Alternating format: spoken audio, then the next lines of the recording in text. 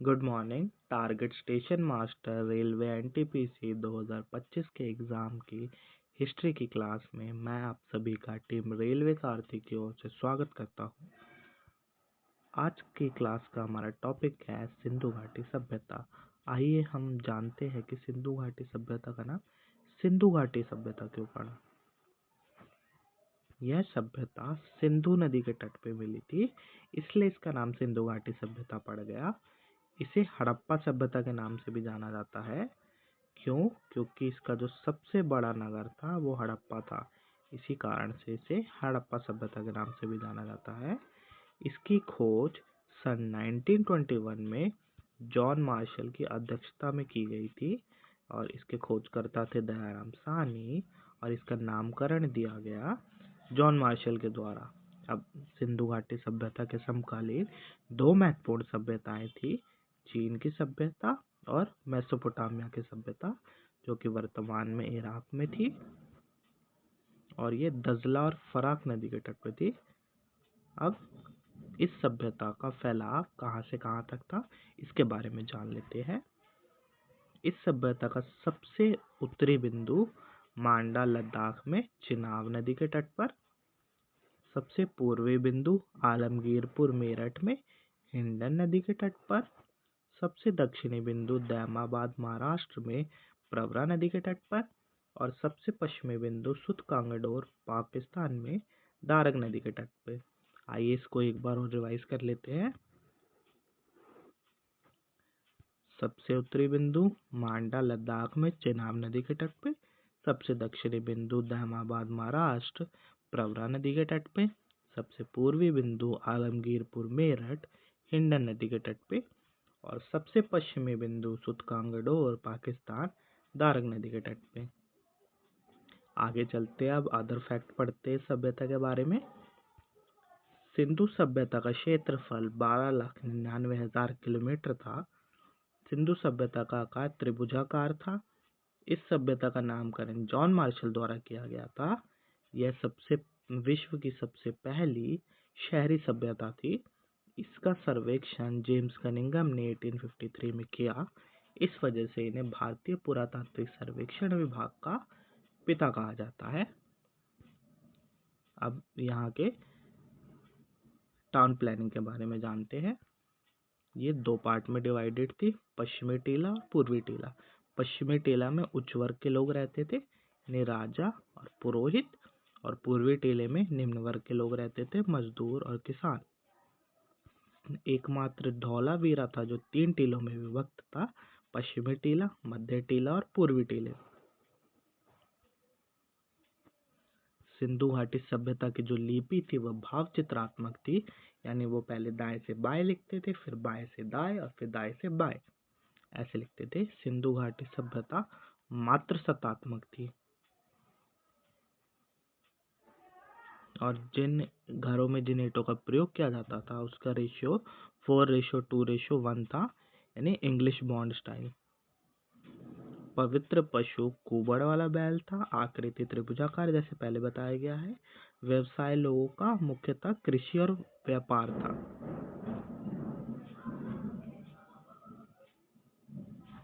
वर्ग समाज में वर्ग थे विद्वान, योद्धा, व्यापारी और श्रमिक। अब कुछ महत्वपूर्ण स्थल यहाँ के, इनके बारे में पढ़ते हैं। सबसे महत्वपूर्ण स्थल यहाँ का हड़प्पा था, जो कि सबसे बड़ा शहर था, जो कि पाकिस्तान में है। इसकी खोज 1921 में दयाराम साहनी ने की थी, जो कि रावी नदी के तट पर बसा था। मोहनजोदड़ो ये भी पाकिस्तान में है। 1922 में राखलदास बनर्जी ने इसकी खोज की थी और ये सिंधु नदी के तट पे है। तीसरा चन्हूदड़ो ये भी पाकिस्तान में। 1931 में गोपाल दास मजूमदार ने इसकी खोज की थी, ये सिंधु नदी के तट पे है। रोपड़ ये पंजाब में है। 1953 में यज्ञदत्त शर्मा ने इसकी खोज की थी और ये सतलज नदी के तट पे है। घग्गर नदी के तट पे कालीबंगन था बसा, जो राजस्थान में है। 1951 में बीबी लाल और बीके थापर ने इसकी खोज की थी। कालीबंगन का मतलब है काली चूड़ियाँ। आलमगीरपुर यूपी 1958 में यज्ञदत्त शर्मा ने इसकी खोज की थी और ये हिंडन नदी के तट पे है।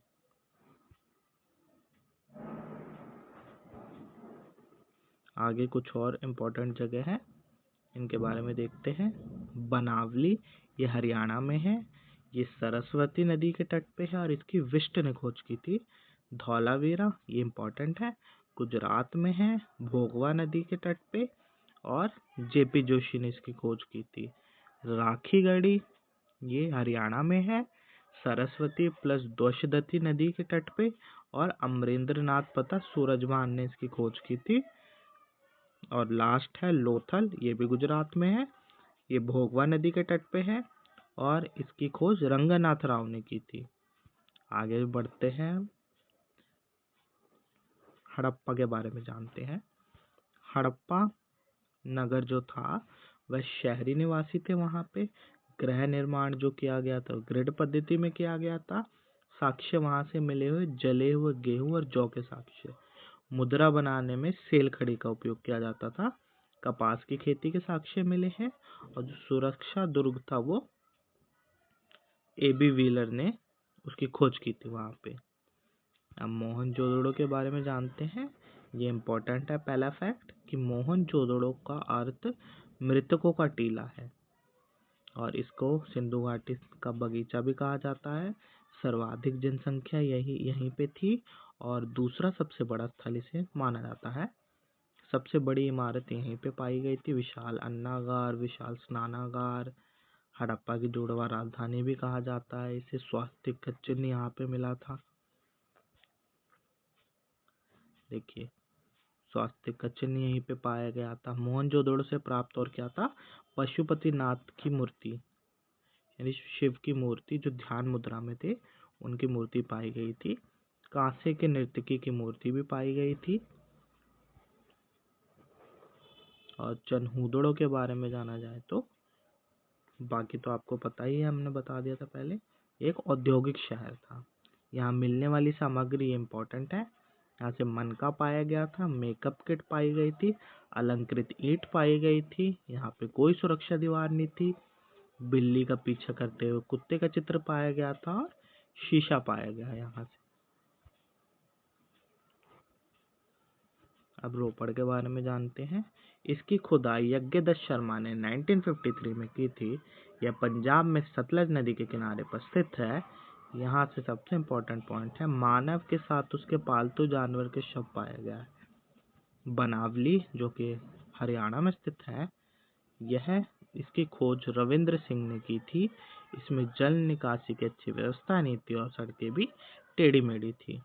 अब इम्पोर्टेंट है कालीबंगा। यह नगर राजस्थान में सरस्वती यानी घग्गर नदी के किनारे हनुमानगढ़ जिले में स्थित है। इस नगर के खोजकर्ता अल्वानंद घोष थे। इसकी खुदाई बीके थापर और बी लाल ने की थी। कालीबंगा का अर्थ है काली चूड़ियाँ। कालीबंगा से देखिए साक्ष्य क्या मिले थे। सबसे इम्पोर्टेंट है लकड़ी का हल पाया गया था यहाँ से।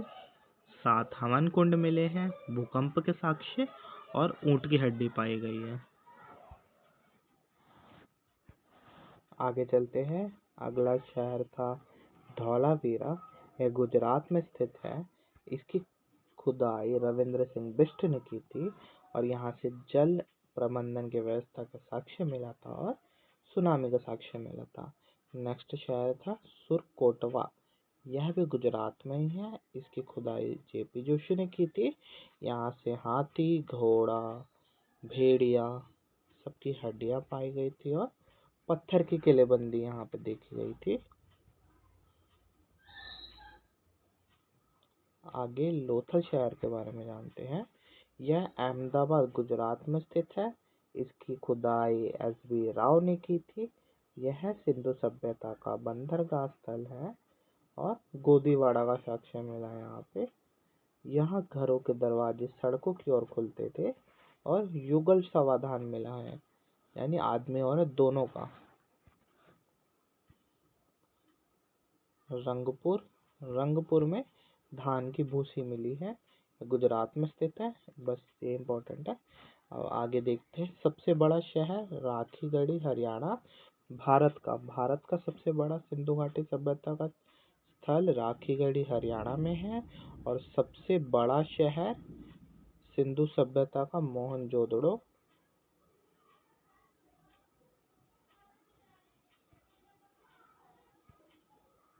और सबसे छोटा शहर अलादीनो। अब विशेषताएं सिंधु घाटी सभ्यता की जानते हैं। यह एक नगरीय सभ्यता थी, यानी शहरी सभ्यता थी। एक दूसरे को सड़कें समकोण पर काटती थी, नालियां ढकी हुई थी। अर्थव्यवस्था का मुख्य आधार कृषि था। इसका व्यापार विदेशों से होता था।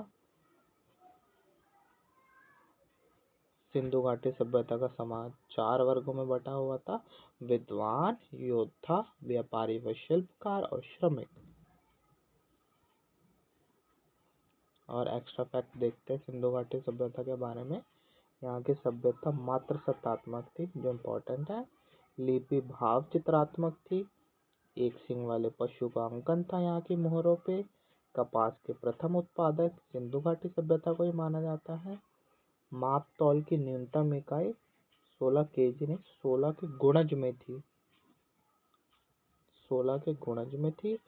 सिंधु सभ्यता के लोग कृषि, पशुपालन और व्यापार करते थे। सिंधु सभ्यता के विनाश का कुछ कारण माना जाता है, तो ज्यादातर लोगों ने बाढ़ माना था यहाँ का कारण। इसके अतिरिक्त कुछ विद्वानों में मतभेद था, जिन्होंने सिंधु घाटी सभ्यता के विनाश का कारण विदेशी आक्रमण तथा किसी अकाल और महामारी को माना गया है।